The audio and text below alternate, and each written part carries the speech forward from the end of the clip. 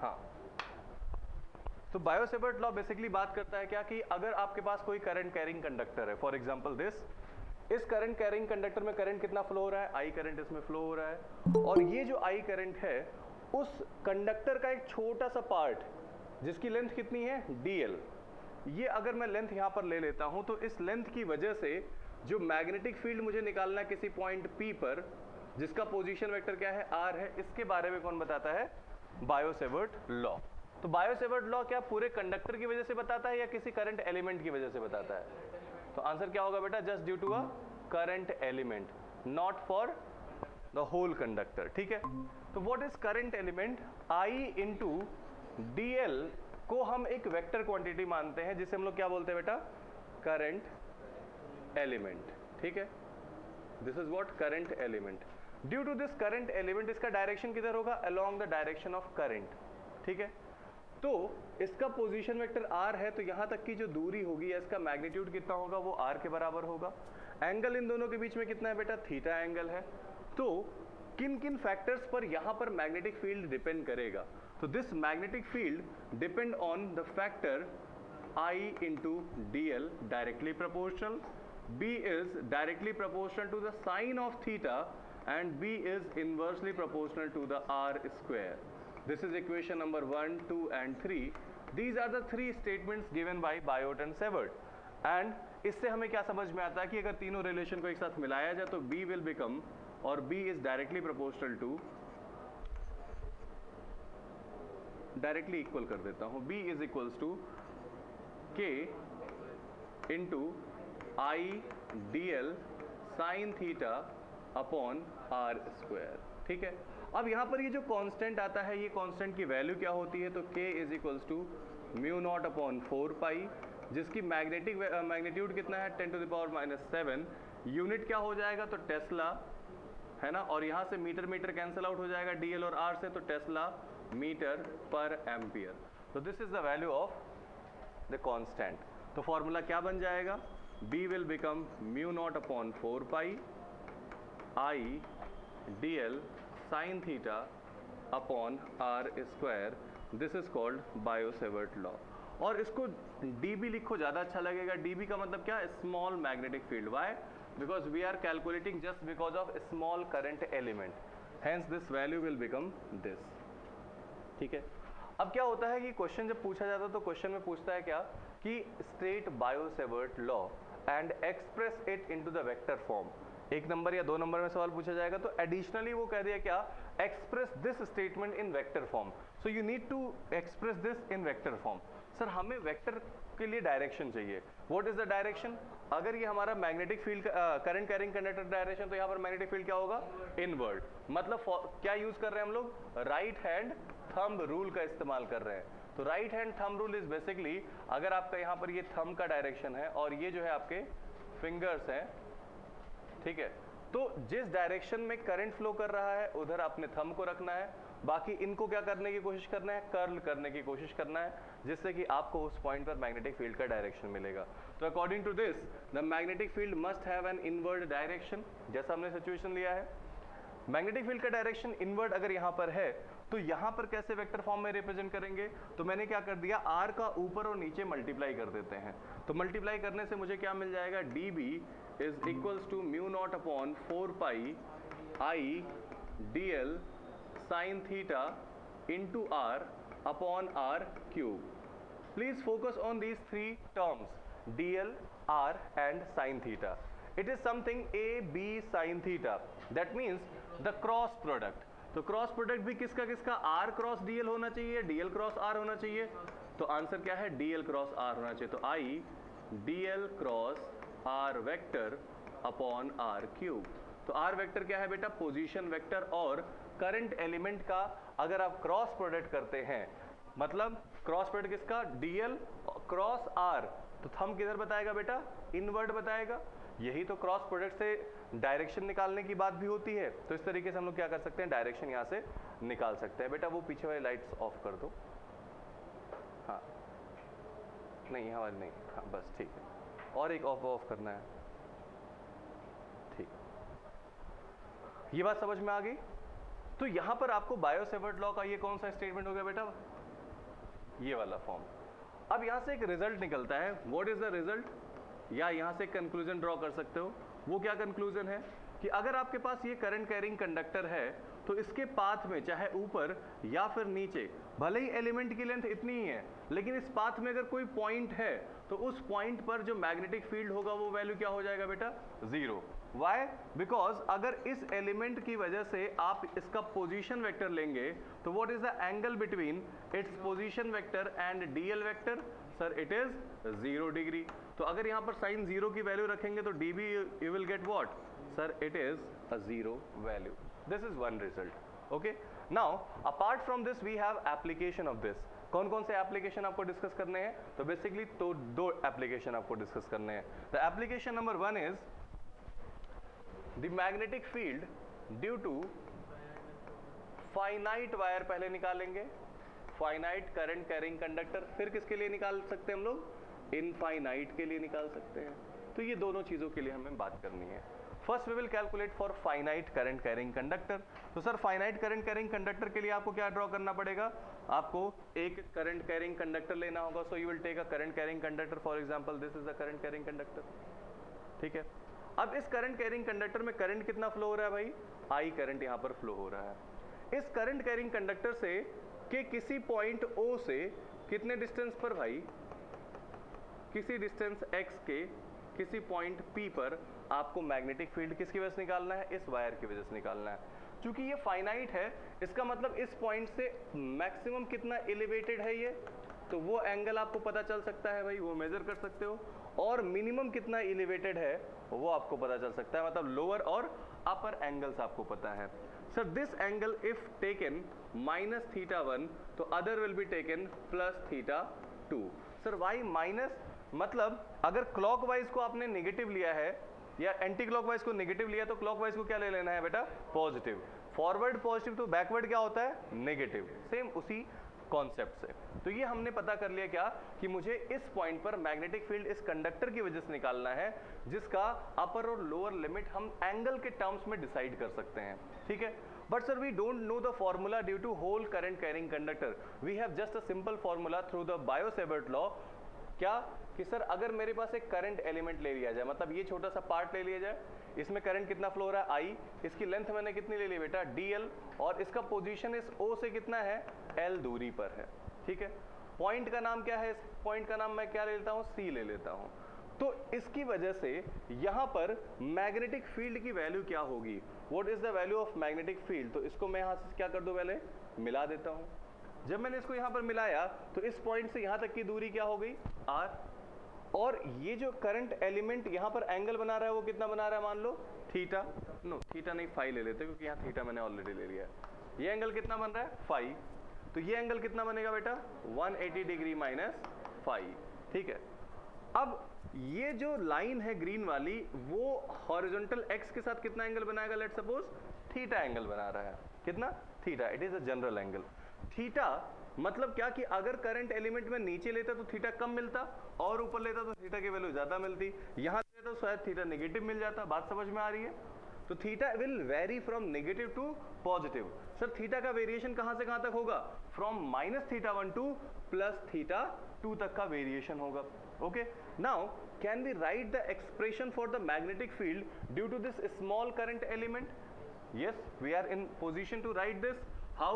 The magnetic field dB must be mu naught by 4 pi I dl sin theta, theta कितना है बेटा, phi है यहाँ पर, और upon r square. This is what your first equation. Okay, but there is a problem. We have calculated this magnetic field due to a small current element. We have to calculate for whole wire or conductor. So we need to integrate this. और जब तुम इसे integrate करने जाओगे तो तुम्हें क्या देखने को मिलेगा, सर ये dl है, छोटा सा एलिमेंट है, इसे मुझे क्या करना पड़ेगा बेटा, इंटीग्रेट करना पड़ेगा फॉर होल लेंथ। हाँ आ जाओ, इधर आ जाओ, वहां से दिख जाएगा तुम्हें, तो वहीं से देखो। अब मैंने क्या बोला, I dl, sir DL small element है, so we need to enlarge this DL, मतलब इसको इंटीग्रेट करना पड़ेगा। लेकिन सर डीएल वेरी कर रहा है किसके अकॉर्डिंग? एंगल थीटा के अकॉर्डिंग, मतलब फाई भी वेरी करेगा अगर डीएल को मैं चेंज करूंगा। सर ये डिस्टेंस डीएल के पोजीशन पर डिपेंड कर रहा है, आर की वैल्यू छोटी या बड़ी होगी, मतलब कौन कौन से वेरिएबल है यहाँ पर? आर, फाई और डीएल। तो हम इसको इंटीग्रेट नहीं कर सकते क्योंकि तीन अलग अलग वेरिएबल्स हैं। सो कभी भी जब वेरिएबल्स अलग अलग हो तो उसको इंटीग्रेट करने का तरीका क्या है? You need to convert that into a single variable, है ना। तो अगला मिशन क्या होना चाहिए भाई? You have to convert this into single variable. तो हम लोगों का स्टेप 2 यहां से शुरू हो सकता है, दैट इज व्हाट? स्टेप 2। वो स्टेप क्या कहता है भाई? जरा इस ट्रायंगल को ध्यान से देखो, O P C triangle. In triangle O P C, अगर इस ट्रायंगल की बात करी जाए ओपीसी में, तो मेरे पास सबसे पहले मैं क्या यहां से चेंज करूं? मैट्रिक्स भाड़ में जो ओपीसी आईडीएल साइन फाई। तो ओपीसी में हमारे पास सबसे पहले मैं किसे एलिमिनेट कर लूं? सबसे सिंपल फाई को एलिमिनेट कर लेता हूं। कैसे? फाई, सर ये 180 डिग्री माइनस फाई थीटा, और ये कितना एंगल बेटा? 90 डिग्री। तो in this triangle the sum of all the internal angle, that is 90 degree plus theta must be equals to what? 180 degree। तो यहां से क्या हो जाएगा बेटा? 180 से 180 कैंसिल हो गया, तो theta must be equals to, और phi must be equals to 90 degree plus theta. अगर आपने दोनों तरफ साइन ले लिया तो sine phi is equals to sine 90 plus theta, that will become cos theta. ठीक है, तो this is what? Equation number 2 हमने बना लिया। मतलब phi is converted into theta, मतलब मुझे किस में चाहिए? थीटा में, तभी मैं इंटीग्रेट कर सकता हूं क्योंकि लिमिट मुझे किसका पता है बेटा? थीटा का पता है। तो मैंने एक को कन्वर्ट कर लिया थीटा में। फिर क्या करेंगे? इन the same triangle, in again in triangle OPC, मैं आर को चलो यहां से एलिमिनेट कर देता हूं। आर को कैसे एलिमिनेट किया जा सकता है? देखो आर कहां पर है बेटा? यहां से यहां तक की वैल्यू। अगर आर को मैं एक्स और एल के टर्म्स में लिखने की कोशिश भी करूंगा तब भी कोई फायदा नहीं हुआ। क्यों? क्योंकि एल भी तो वेरिएबल हो जाएगा। तो एक वेरिएबल को हटाने के लिए दूसरा वेरिएबल क्यों इंट्रोड्यूस करना? तो this is a wrong move. क्या करना चाहिए? आर को हटाने के लिए मैं एक्स की हेल्प ले सकता हूं, यस, और साथ ही साथ मैं एंगल थीटा की हेल्प ले लूं। क्यों? अगर मैं आर को थीटा के टर्म्स में रिमूव भी करूंगा तो मेरा फिर से जो पिछले में थीटा आ गया था इसमें भी थीटा आ जाएगा, कोई दिक्कत वाली बात नहीं है। तो मैं क्या कर सकता हूं? In the same triangle base hypotenuse और थीटा में क्या रिलेशन आ जाएगा बेटा? cos theta is equals to x upon r, और we can say r is equals to x by cos theta. This is what? Equation number 3। मेरा दो काम हो गया, r थीटा में आ गया, फाई थीटा में आ गया, बचा क्या है? l। तो सर l x और थीटा में कोई रिलेशन मिल सकता है? Yes, again what we can say? Sir tan theta in the same triangle is perpendicular upon base. x तो फिक्स्ड है, तो l को क्या लिख सकते हैं बेटा? l must be equals to x tan theta. But sir मुझे l नहीं चाहिए, मुझे तो dl चाहिए। तो मैंने क्या किया? इसको डिफरेंशिएट कर दिया। So this is what? dl upon d theta, that is x is a constant value. tan का डिफरेंशिएशन क्या हो जाएगा बेटा? sec square x। So we can write dl is equals to x sec square theta d theta. This is equation number 4। Okay, so we have removed dl, sin phi and r, or we can replace them into one single variable, that is theta. तो हम कह सकते हैं क्या? from equation 1 2 3 and 4 मेरे पास dB की value आ जाएगी कितनी? Sir mu not by 4 pi. dl के जगह क्या लिखेंगे बेटा? ये लिखोगे dl के जगह x sec square theta d theta. Sine phi की जगह क्या हो जाएगा? cos theta. और r की जगह क्या हो जाएगा बेटा? x square upon cos square theta. तो all these values we have written here. Simplify it. जब इसको सिंप्लीफाई करोगे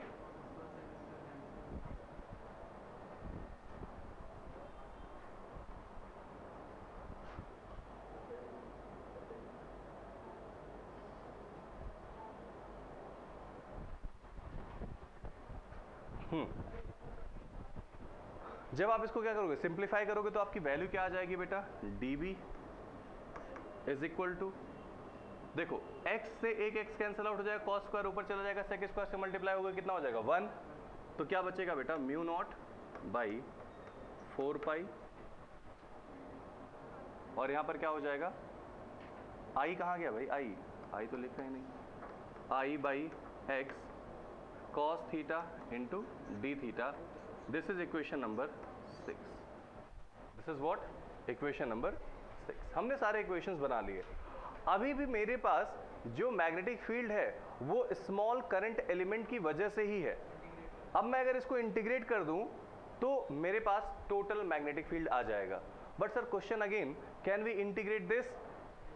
mu naught by 4 pi is a constant value, I is given in the question, x is also given कि at this distance you have to find out. तो all these values they are fixed or given. मेरे पास theta very कर रहा है और theta के respect में integrate करना है, आसानी से हो जाएगा. So now we can get the integration. तो net magnetic field will be the integration of what? dB. क्या हो जाएगा इंटीग्रेशन बेटा? Mu not upon 4 pi I by x. इसका कॉस का डिफरेंशिएशन इंटीग्रेशन क्या होता है? तो कहां से कहां तक, माइनस थीटा 1 से theta 2 cos theta D theta. अब इसको इंटीग्रेट करोगे तो आपके पास क्या आ जाएगा वैल्यू, ठीक है. तो इसे इंटीग्रेट करोगे तो आपकी वैल्यू बी की वैल्यू क्या आ जाएगी बेटा, mu not by 4 pi I by x, cos के जगह क्या हो जाएगा, sine theta 1 plus sine theta 2. तो दिस इज योर फॉर्मूला. ठीक है. ये किसके लिए बेटा, फाइनाइट के लिए है. आपके जो नोट्स में मैंने लिखा है ना इनफाइनाइट, क्योंकि क्वेश्चन वो क्या है कि derive an expression with the help of Biot Savart law for infinitely long current carrying conductor.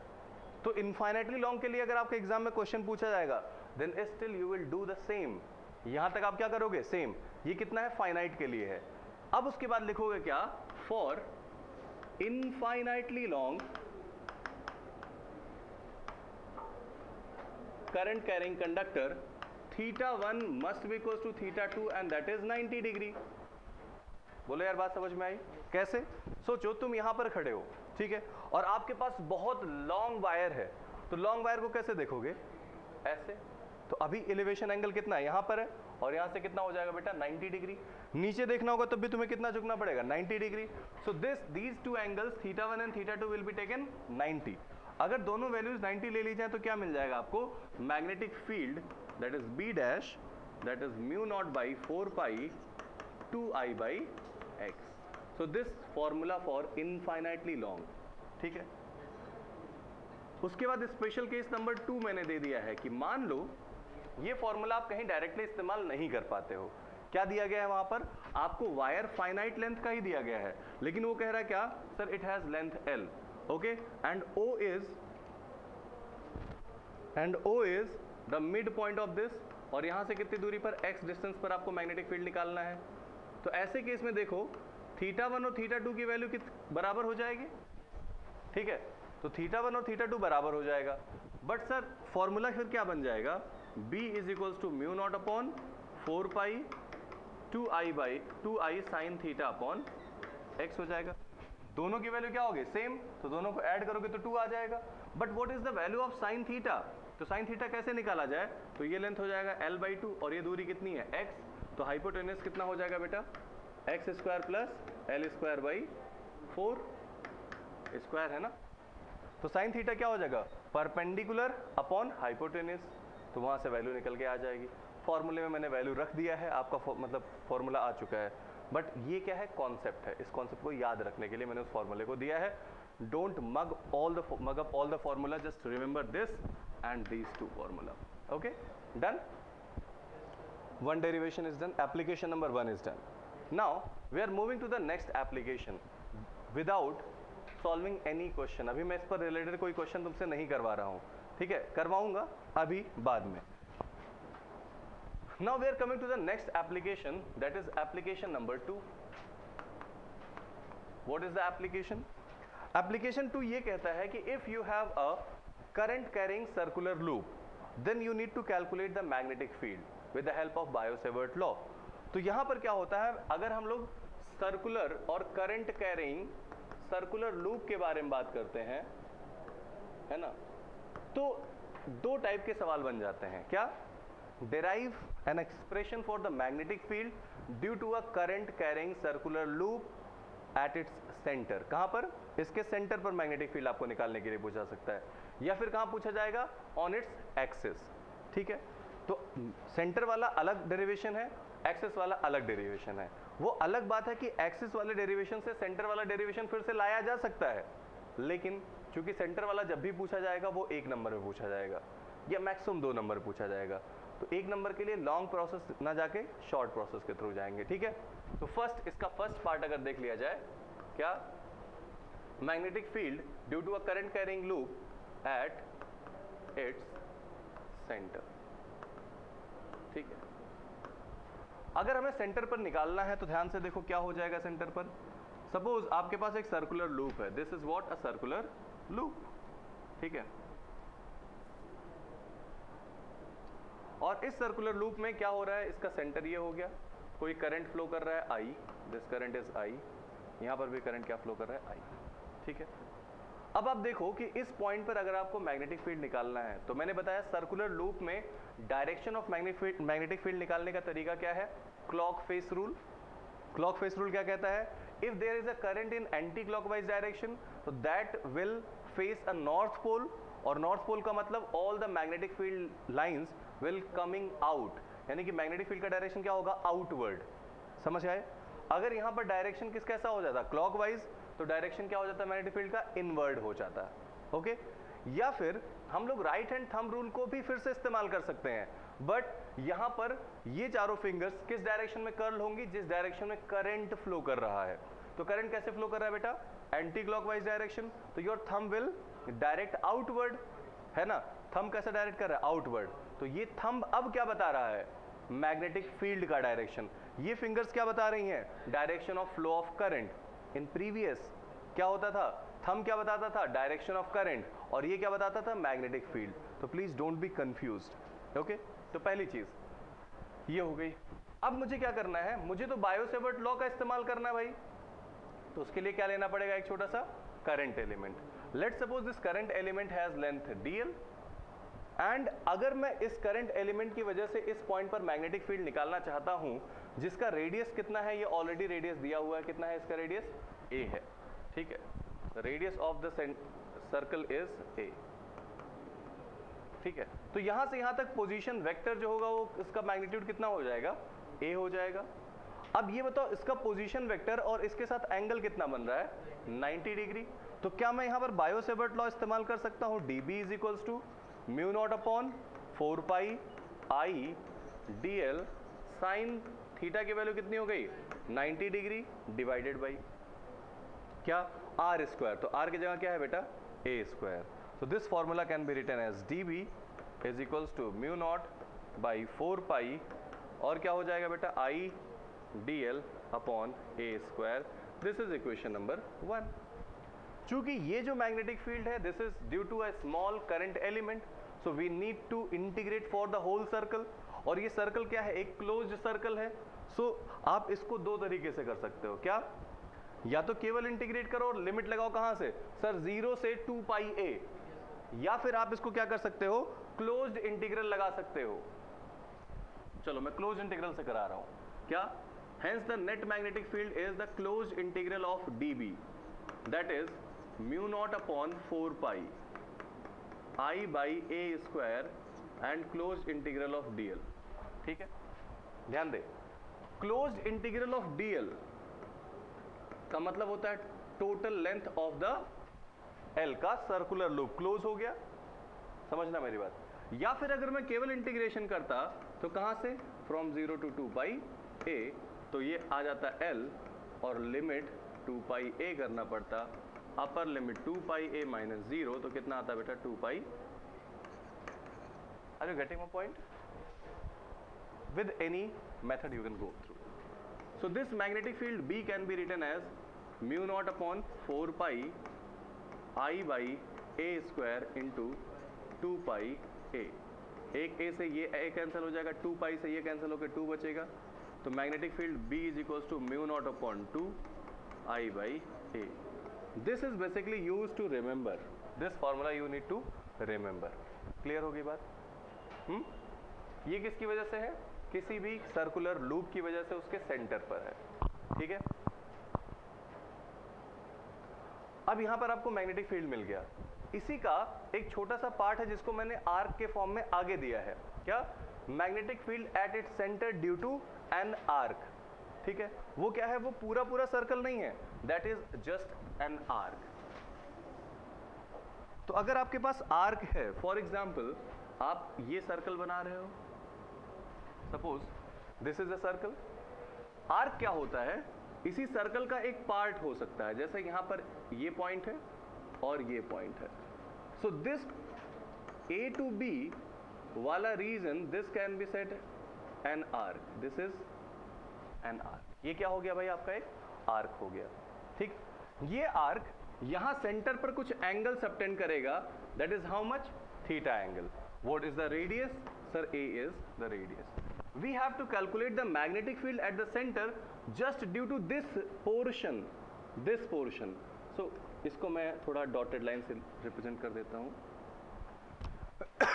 किस पोर्शन की वजह से निकालना बेटा, केवल इस स्मॉल पोर्शन की वजह से निकालना है, ठीक है। तो इस आर्क की वजह से मैग्नेटिक फील्ड हमें निकालना है। Let's calculate the magnetic field.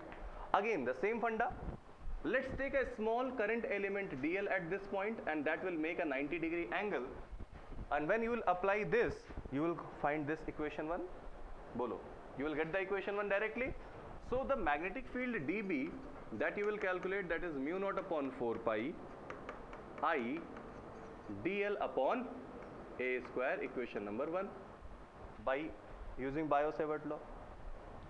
अब जरा ध्यान से देखो कि अगर मैं इसको इन दोनों पॉइंट्स को मिलाऊं तो this angle will be a very small angle d theta, और हमें पता है क्या, angle is equals to arc that is dl upon radius होता है।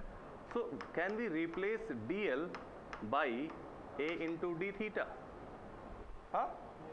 तो इसको वैल्यू को क्या रख दें, यहाँ रख देंगे, तो dB मुझे क्या मिल जाएगा, mu not upon 4 pi I A D theta upon A square से ये कैंसिल आउट हो जाएगा। और जब मैं इसको इंटीग्रेट करूंगा क्या, dB को नेट वैल्यू निकालने के लिए, तो b क्या मिल जाएगा, mu not upon 4 pi I by A into integration of D theta, कहां से, from 0 to total angle theta. बोलो, from 0 to total angle theta, समझ में आ रही बात? अच्छा, तो इसका इंटीग्रेशन क्या मिल जाएगा आपको, you will get the integration. तो इसका इंटीग्रेशन आपको क्या मिलेगा, थीटा मिल जाएगा। तो b will become mu not upon 4 pi I upon a into theta. This formula I have given you in my notes, okay, but in some books something is also written that you can remember directly. क्यों, समझना, theta की value मैंने बोला है कि theta is in radian, you have to put theta into radian. अच्छा बताओ, degree को रेडियन में कैसे कन्वर्ट करते हैं, डिग्री को रेडियन में कैसे कन्वर्ट करते हैं, तो मान लो थीटा डिग्री है तो इसको क्या कर देंगे, पाई बाई 180 से मल्टीप्लाई कर देंगे। समझ में आ रही बात? तो मैं इस थीटा को क्या कर दूं, डिग्री में डायरेक्टली यूज करने लायक बना दूं, तो b is equals to mu not upon 4 pi I by A, और ये क्या हो जाएगा, theta into pi by 180 degree. Pi से पाई क्या हो गया, कैंसल आउट हो गया। इसको थोड़ा मैं और अच्छा बना दूं, तो म्यू नॉट, यहाँ 4 है, 4 को मैं 2 कर दे रहा हूँ और 2 इसमें मल्टीप्लाई कर दे रहा हूँ, क्या, थीटा बाई 360। तो this is what, net magnetic field. Sir ये फॉर्मूला तो कुछ देखा देखा लग रहा है, mu not upon 2 I by A, कहाँ पर, देखो यहाँ पर mu not by 2 I by A, ठीक है। तो ये जो फॉर्मूला आपको यहाँ पर देखा हुआ लग रहा है, वो उसमें क्या कर लो, जितना पोर्शन, पोर्शन का मतलब क्या, हम लोग किसके लिए करते हैं बेटा, 360। अगर थीटा को 360 रख दूं मैं यहाँ पर, तो that theta 360 will give you 1 value, और ये क्या आ जाएगा, formula for magnetic field at centre due to a whole loop. But if we need to calculate the magnetic field due to a portion, तो just put the value of that angle, उस portion के angle की value आप यहाँ पर put कर दोगे तो आपको वैल्यू मिल जाएगा क्या, मैग्नेटिक फील्ड का। क्लियर हो रही बात, समझ गए? ठीक है। हाँ, अगर किसी को कुछ मेंशन करना, you can mention in your notes also. तो ये डेरिवेशन भी आप कर सकते हो।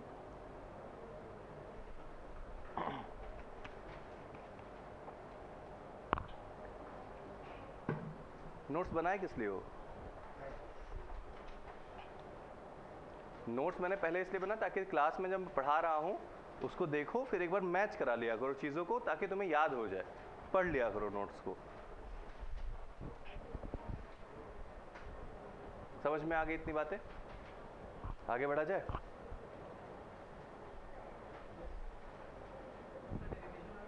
हाँ, पूछा जा सकता है, और कुछ ऐसा है नहीं, तुम्हें यहीं तक डिराइव करना होता है, वो तो अपने न्यूमेरिकल एप्लीकेशन के लिए मैंने लिखवा दिया है। Okay, now coming to the next application, application number 2, और ए नहीं, ए का सेकेंड पार्ट बी। ठीक है, तो सेकेंड एप्लीकेशन पर आया जाए। Application B, when we talk about magnetic field due to, किसकी वजह से? अ सर्कुलर लूप और current carrying circular loop on its axis. ठीक है, so I am trying to draw a circular loop here. See, क्या है ये? Circular loop. Okay, ये जो सर्कुलर लूप है, इसमें जो करंट है वो किसी डायरेक्शन में फ्लो करेगी। किस डायरेक्शन में फ्लो कर रही है इसमें करंट यार? आउट इनवर्ट कहाँ होगा? करंट तो लूप में कैसे फ्लो करेगा? या तो क्लॉकवाइज या तो एंटी क्लॉकवाइज। तो ये कैसा है? एंटी क्लॉकवाइज दिख रहा है ना?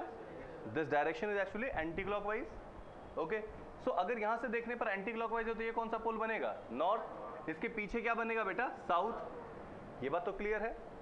अगर इसका एक्सिस, मैं क्या ड्रॉ कर दूं? इसका एक्सिस ड्रॉ कर देता हूं बेटा। From its centre this is the axis.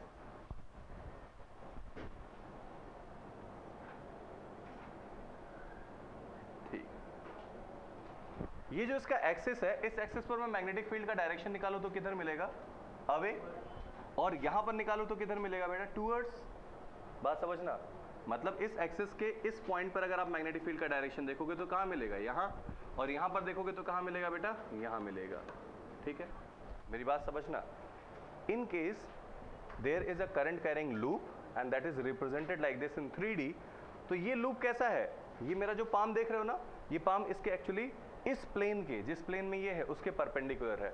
मतलब ये पाम क्या हो गया? प्रॉपर लूप हो गया। और ये क्या हो गया? डायरेक्शन ऑफ एक्सिस हो गया। बात समझ में आ गई मेरी? Okay, now we have to calculate the magnetic field at its centre, sorry at its point P। कहां पर निकालना बेटा? किसी जनरल पॉइंट P पर निकालना है, जिसकी दूरी इसके सेंटर O से कितना हो बेटा? x हो।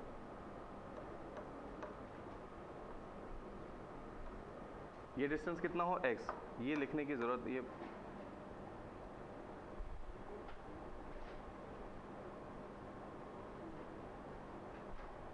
ये डिस्टेंस कितनी है? x है। x दूरी पर कोई पॉइंट क्या है? P है। Okay, the radius of the circular loop is how much? a। a क्या है? रेडियस है सर्कुलर लूप का। ठीक है, अब तुम मुझे एक बात बताओ, इस सर्कुलर लूप में इस पॉइंट पर करंट और इस पॉइंट पर करंट का डायरेक्शन क्या है? यहां पर पर्टिकुलर, यहां पर देखा जाए, जरा ध्यान से देखो, सर्कुलर लूप में करंट कैसे फ्लो हो रहा है? Anti clockwise. जब मैं यहां टॉप पर पहुंचूंगा तो करंट का डायरेक्शन तुम्हें कैसा दिखेगा? देखो, आउटवर्ड। फिर नीचे जाओगे तो कैसा दिखेगा? इनवर्ड। क्या बात समझ पा रहे हो? तो इस पॉइंट पर अगर मैं एक छोटा सा करंट एलिमेंट लेता हूं, I into dl, that must have an outward direction. Okay, and this point, if we will assume the current element ideal, that must have an inward direction. Is this okay? समझ में आ रही बात? कोई मुझे copy दो, उतनी मोटी नहीं आ रही है। तो ये क्या है बेटा? हाँ, ये लूप है। This is what? Circular loop. Circular loop में करंट कैसे फ्लो हो रहा है? ऐसे करंट फ्लो हो रहा है। तो सोचो टॉप पर जब करंट होगा तो उसका डायरेक्शन क्या होगा? आउटवर्ड दिख रहा होगा तुम्हें। समझ में आ रही बात? अब इसका चूंकि 3D डायग्राम है तो इसलिए तुम्हें यहाँ एग्जैक्टली ना दिखेगा। ठीक है, कॉपी पे सब्जी मत खाया करो, कोई बात नहीं। ओके, ये बात समझ में आ गया। अब इसकी वजह से, इस करंट एलिमेंट की वजह से, इस पॉइंट पर अगर ध्यान से देखो तो मैग्नेटिक फील्ड हमें मिल सकता है just because of Biot Savart law, है ना? तो मैग्नेटिक फील्ड की वैल्यू कितनी होगी अगर मैं लिखना चाहूं? dB, है ना? dB is equals to mu not upon 4 pi no issue, I d l no issue, sine theta कितना होगा मुझे नहीं पता है, आर स्क्वायर। ये एक्स है, ये ए है, आर यहां पर है। सर एंगल कितना है, किसके किसके बीच में बेटा एंगल देखना होता है, current element and position vector, current element and position vector. What is the direction of current element, sir direction of current element basically outward. What is the position vector, where is the position, sir in the plane, मतलब this is the direction of current element and this is what position vector का direction. दोनों के बीच का angle कितना बन रहा है बेटा, अरे बोलना भाई, आउटवर्ड और प्लेन में कितना एंगल बन रहा है, 90 degree. So this angle will B 90 degree. Okay, so dB must have a value that is mu naught upon 4 pi I dl upon r square, just equation number 1। क्या तुम मुझे यहाँ पर बताओगे, क्या मैं इसको डायरेक्टली इंटीग्रेट कर सकता हूँ, तो उसके लिए क्या देखना पड़ेगा, sir mu naught upon 4 pi that is a constant value, current is given r very करेगा क्या, वो डिपेंड करता है a और x वेरी करेंगे कि नहीं करेंगे। तो सर a और x को अगर ध्यान से देखा जाए तो a square plus x square, a is the radius of the loop that is given, x the distance given where we have to calculate the value। तो x और r is constant, sorry x और a is constant, तो r will also have a constant value, मतलब r भी constant है, I भी constant, बचा कौन सा, dl। इसका मतलब इसको मैं डायरेक्टली इंटीग्रेट कर सकता हूँ ना यार, dl को मैं डायरेक्टली इंटीग्रेट कर सकता हूँ। लेकिन before integrating this we have to focus on some more fact. What, sir direction of magnetic field इसका क्या होगा, जरा सोचो। करंट एलिमेंट किधर है, इधर, ठीक है, ये क्या है, पोजीशन वेक्टर। तो बताओ मैग्नेटिक फील्ड का डायरेक्शन किधर होगा, इसके परपेंडिकुलर होगा कि नहीं होगा, बताओ। करंट एलिमेंट इधर, करंट का डायरेक्शन किधर, ये रखा पाम को क्लोज करने की कोशिश करी तो उसके परपेंडिकुलर डायरेक्शन में क्लोज होगा, तो परपेंडिकुलर डायरेक्शन में मैग्नेटिक फील्ड का डायरेक्शन होगा कि नहीं होगा, समझ में आ रही बात। Current element, palm, perpendicular direction, magnetic field, clear. So that magnetic field due to this current element must have this direction, sir where dB। इसके साथ कितना एंगल बनाएगा बेटा, 90 degree. At the same time if we consider the similar current element at just opposite position, so that will also produce a magnetic field of same value in this direction। and if we take this vertical y axis as well as what, x axis, आपके वहां पर मैंने इसको y consider किया है और इसको क्या कंसीडर किया बेटा, z। तो ये एक्चुअली लूप किस में है, yz प्लेन में है, और एक्सिस कौन सा लिया जा रहा है, x एक्सिस लिया जा रहा है, ठीक है। तो एक लाइन है y एक्सिस के parallel, if we suppose this angle theta, ठीक है, तो ये कितना हो जाएगा बेटा, ये कितना हो जाएगा, बोलो, थीटा। अगर ये थीटा हो गया तो देख इसके साथ ही एंगल कितना बनाएगा, थीटा। ओके, नाउ इसका एक कंपोनेंट इधर कितना मिलेगा बेटा, dB cos थीटा, और इधर क्या मिल जाएगा बेटा, dB sin थीटा। इसका कंपोनेंट इधर कितना मिल जाएगा, dB cos theta and dB sin theta. यहां पर यही इंपॉर्टेंस है, क्या sir, if two equal and opposite current elements can produce two magnetic field whose vertical component cancels each other, जिसके वर्टिकल कंपोनेंट आपस में कैंसिल कर रहे हैं, तो ऐसे ही बहुत सारे छोटे छोटे ऑपोजिट करंट एलिमेंट्स लिए जाएं अगर, तो वो एक दूसरे के vertical component of magnetic field को कैंसिल कर देंगे। फाइनली वर्टिकल डायरेक्शन में नेट मैग्नेटिक फील्ड क्या मिलेगा, zero. So we can say magnetic field in vertical direction और Y direction will be zero and magnetic field at X direction will be what, sir dB cos theta plus dB cos theta plus dB cos theta, मतलब sigma of dB cos theta, कई सारे dB cos theta आएंगे। But sir this is not a discrete value, so what we can say, sir we can integrate dB cos theta, then we can get the net value of magnetic field. Why, because one is zero, other is B net, मतलब B x, तो B net क्या आ जाएगा, B x के बराबर आ जाएगा। B net क्या आ जाएगा बेटा, बी एक्स के बराबर आ जाएगा। ओके, अब इसको इंटीग्रेट करना मेरे लिए कितना आसान है, देखते हैं। क्या dB की वैल्यू रखोगे तो sir mu not upon 4 pi I dl upon r square, sir cos theta क्या होगा, base that is a upon hypotenuse that is r, तो a by r, sir a भी कांस्टेंट r भी constant, no issues, सबको जितने constant सबको बाहर ले आओ, सबको बाहर लाओगे तो क्या होगा बेटा, सबको बाहर लाओगे तो क्या मिल जाएगा, mu not by 4 pi I, okay, a, ठीक है, r क्यूब और इंटीग्रेशन ऑफ dl, सिंपल है ना। कहां से कहां तक बेटा, 0 से 2 पाई a, तो भाई साहब वैल्यू क्या आ जाएगी, mu not upon 4 pi 2 pi I a square upon r, r है क्या बेटा, x square plus a square, cube है तो उसका क्या हो जाएगा, बाई 2 हो जाएगा, कि अंडर रूट है ना। तो this is what net magnetic field का formula,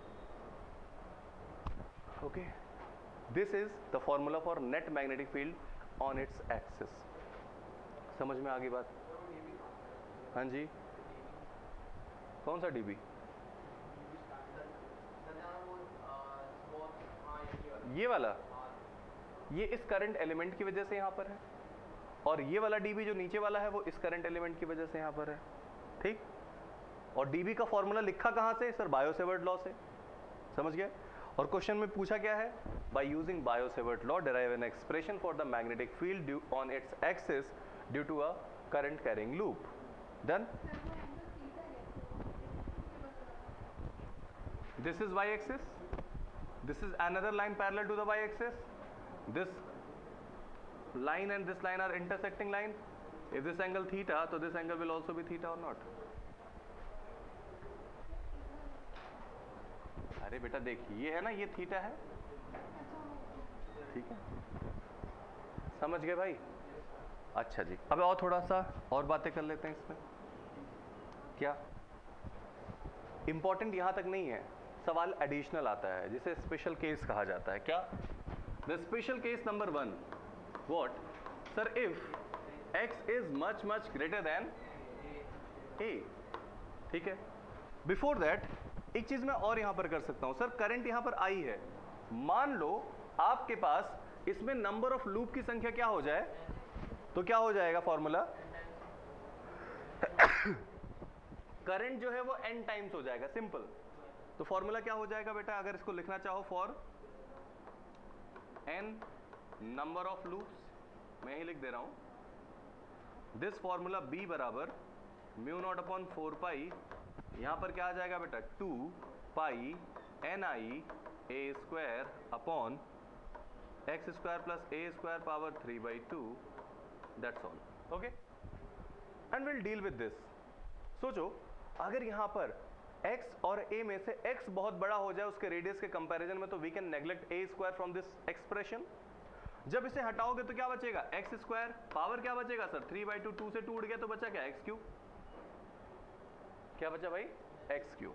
So now in this particular condition we can say magnetic field will become mu naught upon 4 pi, okay sir, 2 pi nia square upon x, और वो भी क्या, q, ठीक है। तो this is the formula, ठीक है।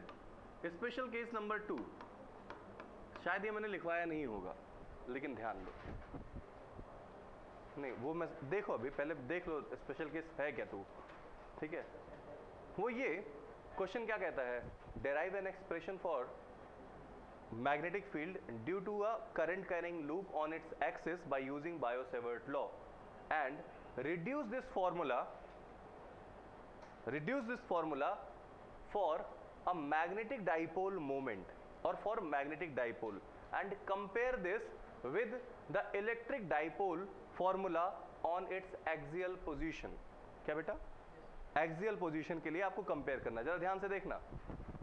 मैंने बताया था मैग्नेटिक मोमेंट का फॉर्मूला क्या होता है अगर कोई करंट कैरिंग लूप है, तो sir it's magnetic moment m vector, या m वेक्टर को छोड़ दो, सीधे सीधे m लिखो, तो वो क्या होता है I इंटू a, ठीक है, m बराबर IA, ठीक।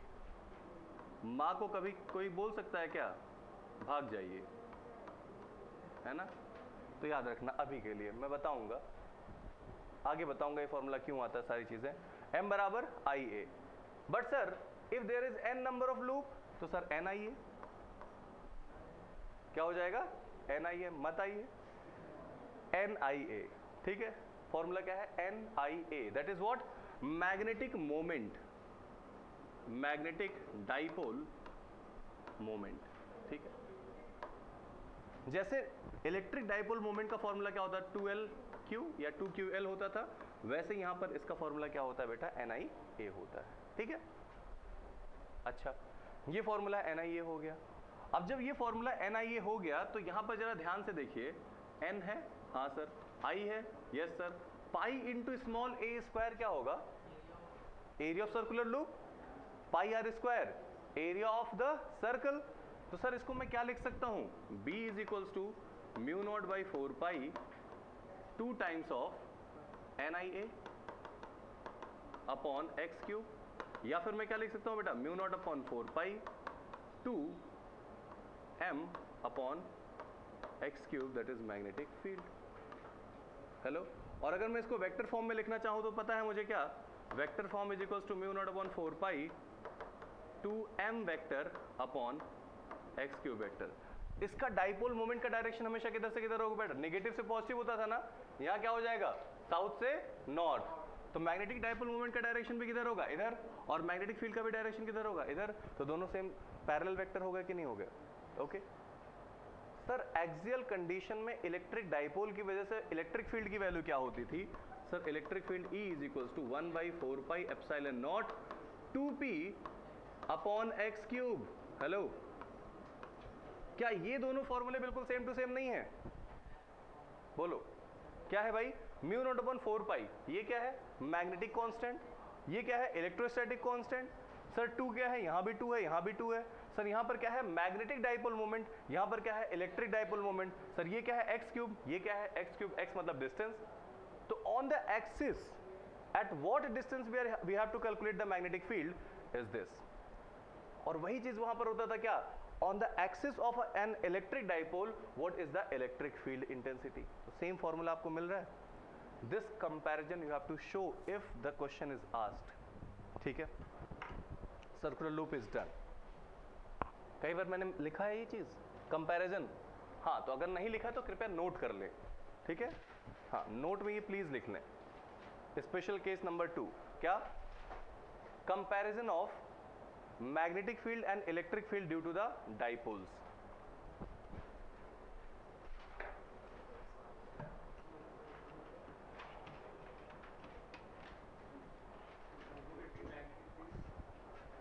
magnetic field and electric field due to dipole, magnetic field and electric field due to dipole।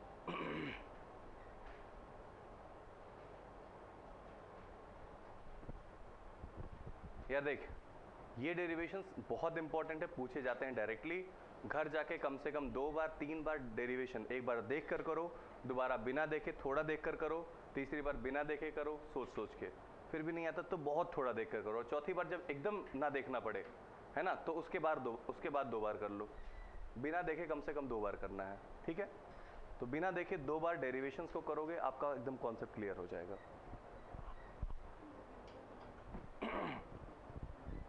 हो गया नोट, सवाल लगाया जाए, अच्छा सवाल लगाते हैं।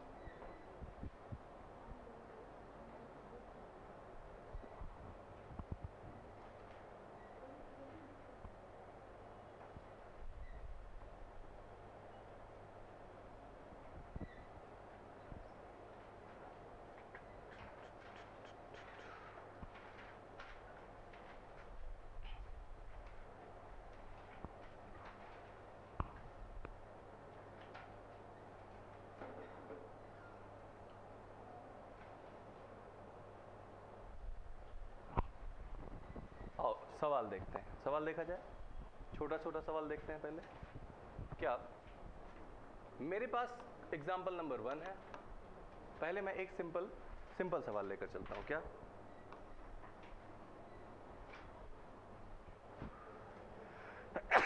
Sorry, this is a circular loop, its radius is r, ठीक है, और r की वैल्यू कितनी है बेटा, 4 पाई है। 4 पाई मतलब क्या, 4 पाई मीटर, नहीं सेंटीमीटर ले लेते हैं. And there is a current in this direction and the value of the current is 2 ampere. ठीक, find the magnitude and direction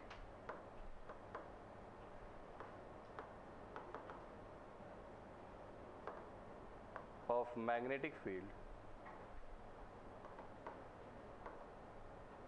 at center. ठीक है, तो मैग्नीट्यूड के लिए क्या करना पड़ेगा बेटा? We have to apply the formula for what? For direction. कैसा करंट है इसमें? क्लॉकवाइज. डायरेक्शन क्या होगा? Inward outward? Inward. Okay, so we have the magnetic field B that has a formula mu not upon 2 I by A, where inward direction. Cross को inward ही पढ़ते हैं, लिखना चाहो तो लिख लो inward. Okay, put the values. This is equals to what? Mu not upon 2. I की वैल्यू कितनी है? 2 एम्पियर. ए की वैल्यू कितनी है बेटा? 4 पाई, बट किस में दिया गया है? Centimetre, -2. Okay sir, mu not 4 पाई को इसके नीचे लिख लो और 2 से 2 को काट दो तो क्या बचा? -2. क्यों लिख लिया मैंने? क्योंकि म्यू नॉट अपॉन 4 पाई की वैल्यू डायरेक्टली रख सकता है. कितना? 10 to the power -7 by 10 to the power -2. That will give you 10 to the power -5 Tesla.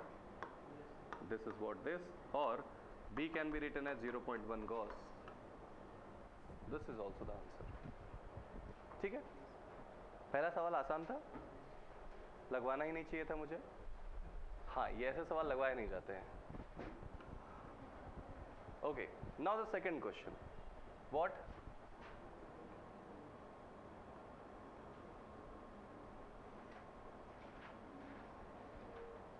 ये क्या है भाई? जो भी है अच्छा नहीं लग रहा है, मजा नहीं आ रहा है. मोदी जी कैसे कहते हैं बेटा? मजा नहीं आ रहा है ना. तो ये क्या है भाई? एक आर्क है. आर्क में एंगल कितना है बेटा? 120 डिग्री. इसमें करंट कैसे फ्लो कर रहा है? ऐसे. इसकी वैल्यू कितनी है बेटा? 4 एम्पियर. ये कितना है भाई? 2 पाई.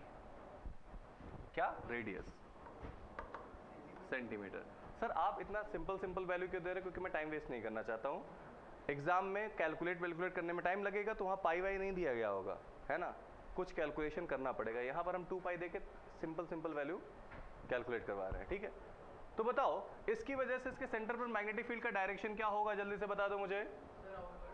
हाँ जी, डायरेक्शन ऑफ करंट कैसा है? तो यहाँ पर मैग्नेटिक फील्ड कैसा होगा? Outward. So the direction of magnetic field is basically outward, है ना. What is the formula for this? Sir ये फॉर्मूला तो वही होता है, mu not upon 2 I by A, लेकिन और क्या होता है? Theta by 360 degree. Okay sir, mu not okay by 2, I की वैल्यू 4, ए की वैल्यू कितनी? 2 पाई. सेंटीमीटर मतलब -2 इनटू ये कितना है? 120 बाई 360. कितना हो जाएगा? 2 2 4, तो ये हो जाएगा mu not upon 4 pi, 4 by 10 to the power -2 into ये क्या हो जाएगा? 12 3 36, 1/3. ठीक है, तो ये कितना हो जाएगा? 10 to the power -7. तो ये हो गया 10 to the power -7 by 10 to the power -2 into 4/3. ये कैंसिल होगा तो क्या हो जाएगा? 4/3 10 to the power -5 Tesla is the magnetic field. Okay, this is your answer. बेटा सारे सवाल अपने फेयर कॉपी में नोट कर लिया करो, इसीलिए हर लेक्चर के बाद 1-2 पेज छोड़ दिया करो, कोई दिक्कत नहीं है. अब फिलहाल नहीं छोड़े हो तो आगे लिखो लेक्चर 2 के न्यूमेरिकल्स. ठीक है, ये तो डायरेक्टली आपको एक सिंगल मैग्नेटिक फील्ड निकालने के लिए आ रहा है, बट आपसे क्या पूछा जा सकता है? नेट मैग्नेटिक फील्ड भी तो पूछा जा सकता है बेटा, है ना. तो नेट मैग्नेटिक फील्ड निकालने के लिए हमेशा याद रखना बी नेट कैसे निकलेगा? Sir this is a vector quantity. So net निकालने का मतलब क्या है? We have to superimpose B1 plus B2 plus B3 and so on. तो सर अगर कहीं पर मुझे एक B इधर मिल रहा है और दूसरा इधर मिल रहा है, तो इधर को क्या लेंगे? पॉजिटिव, इधर को क्या लेंगे? नेगेटिव. सर अगर मुझे एक मैग्नेटिक फील्ड इनवर्ड दूसरा कैसा मिल रहा है आउटवर्ड, तो इनवर्ड को क्या लूंगा मैं नेगेटिव और आउटवर्ड को क्या लूंगा बेटा मैं पॉजिटिव। मैंने ये चीज बहुत स्टार्टिंग में बताई थी साइन कन्वेंशन के टाइम।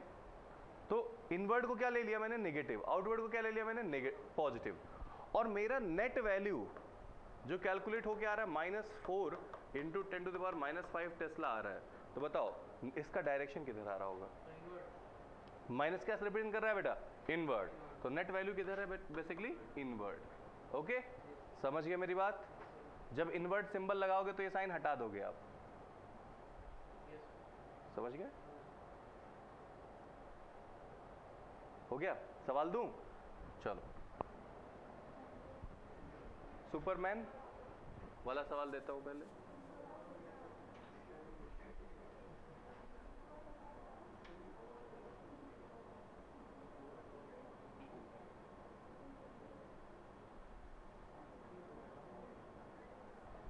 ये कुछ बना? वाईफाई का सिंबल, वाईफाई का सिंबल ले लो।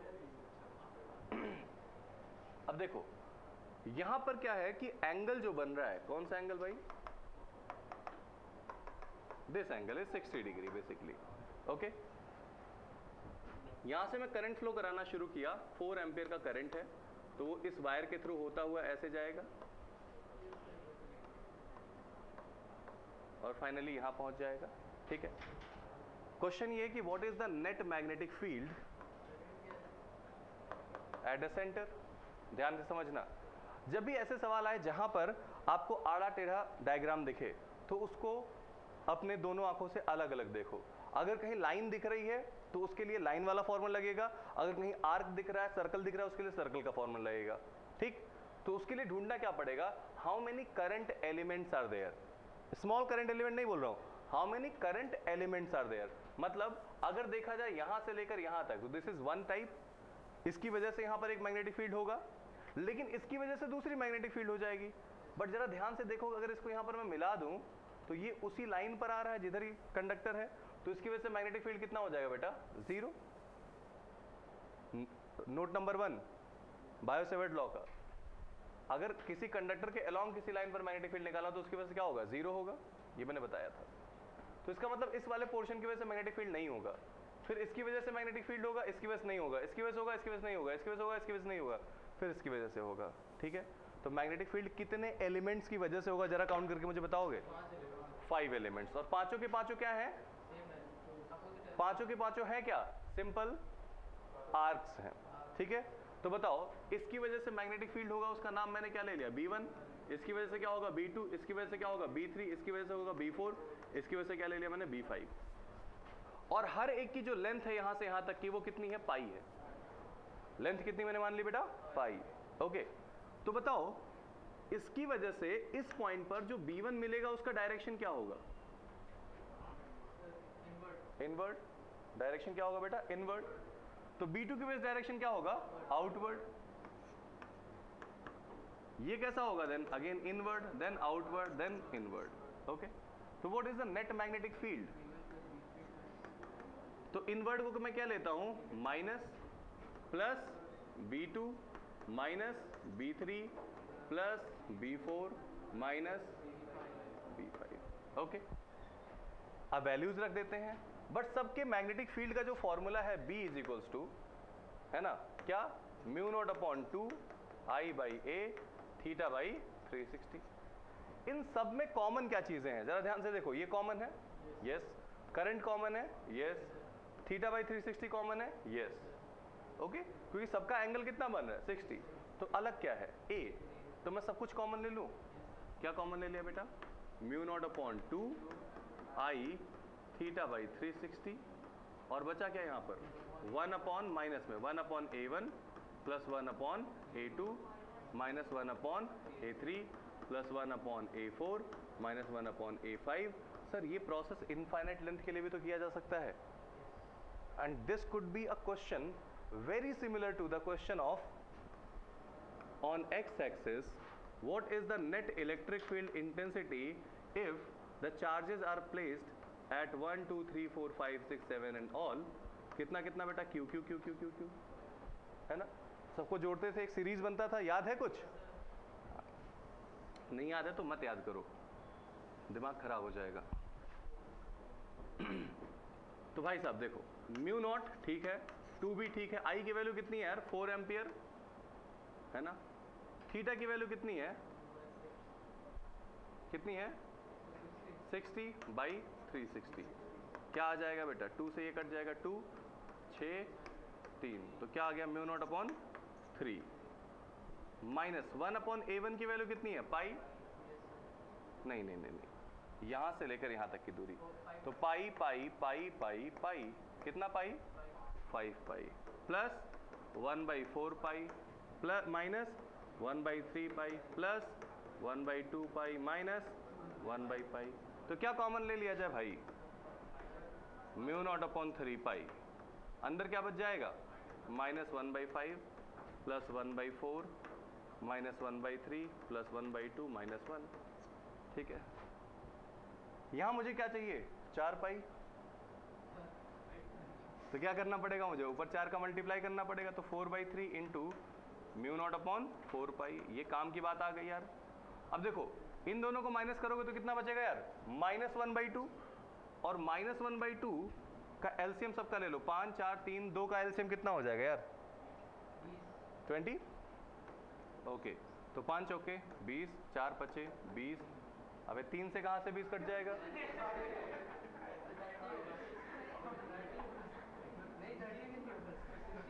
60 हो जाएगा।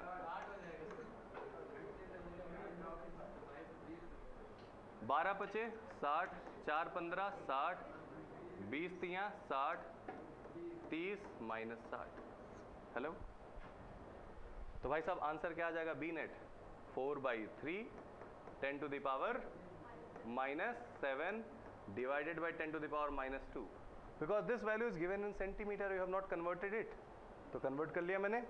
ओके, अभी क्या आ जाएगा भाई, 60 ऊपर जोड़, 30 माइनस 60 -30 -30 -50, -50 में से 15 गया तो कितना बचा, -35, 35 में ये हो रहा है 47, 47 -47। ओके, अब यार 4 से इसे काट दे, 15 चौके 60 हो जाएगा, तो ये कितना आ जाएगा बेटा, 15 तियां 45, -47/45 इंटू 10 to the power -5, ज़्यादा से ज़्यादा जाएगा 1.1 10 to the power -5, but answer किस में आ गया रे बेटा, नेगेटिव। नेगेटिव क्या बता रहा है बेटा, कि नेट वैल्यू भी किधर होगा, इनवर्ड होगा। समझ आ गई बात। So such questions may be asked, मतलब ये क्वेश्चन मैंने बता दिया है। जल्दी से बुक निकालिए, बुक का पेज नंबर 177 खोलिए, 177, ठीक है। अगर कोई नहीं लाया है तो क्वेश्चन नंबर 65 से 70 तक करना है, ठीक है। आज के लिए इतना ही, फिर अगली क्लास में मिलेंगे।